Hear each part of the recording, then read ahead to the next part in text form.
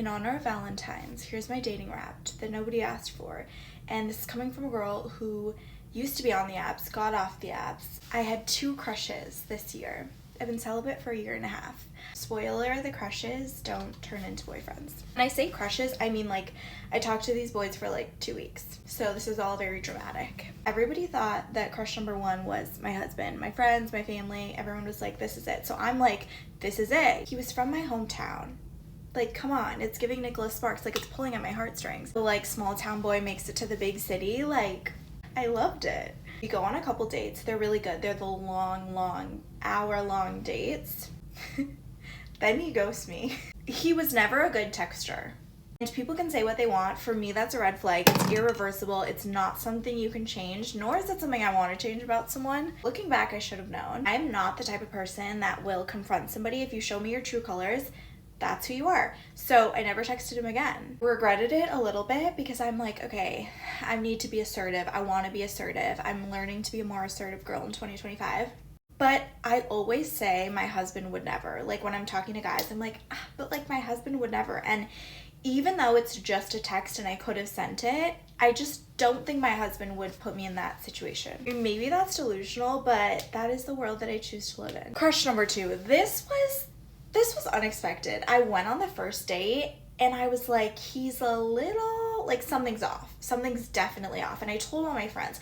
And once you tell your friends these red flags, it's hard to go back. Basically, we talk for a couple of weeks. He's really interesting. I love his job. He's really smart. So I love having conversation with him. This one, I was like, you're not my husband. But I want to be, I'm curious. I want to like play around a little with it. So I would have given him probably like a month, 2 months of my time. Like I was just curious, maybe not 2 months. It also seemed like he had really high standards in dating, like all green flags. Then there was a period of time where neither of us were really in the city.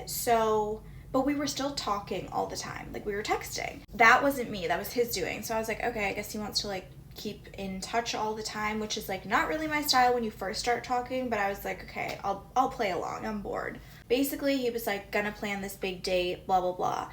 Then I'm going to church. This is like a couple days before, like I'm supposed to see him, whatever.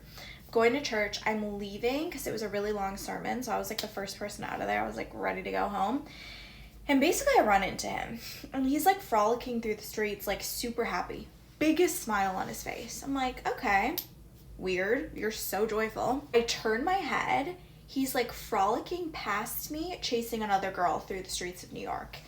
It felt like a rom-com that I didn't want to be in. As he's frolicking past me, he does acknowledge me. He goes, oh, hi. You know when you're talking about someone and then they enter the room? That's what it felt like. He was like, oh, hey. That was it. Like I thought we were like stepping over so we could talk because I literally text this man.